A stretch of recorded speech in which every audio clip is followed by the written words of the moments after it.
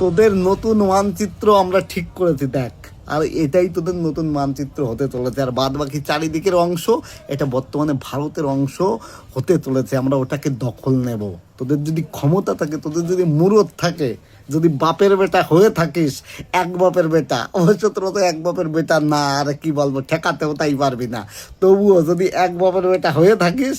আরে ওই শালা মালুর বাচ্চা শুনে রাখ, তোদেরকে 2001 সালে 34 জন গিফট দিছি আমরা, 34 জন, 34 জন তোকে জুয়াল আমরা গিফট দিছি আমরা, সেরা 10 জন বিজিবি। এটা মনে করবি, আমাকে 10 জন বিজিবি তোকে 34 জনকে গিফট দিছে। আমরা একজন বিজিবি দাঁড়াইবো, তোকে বিএসএফ 10 জনের সমান হইব।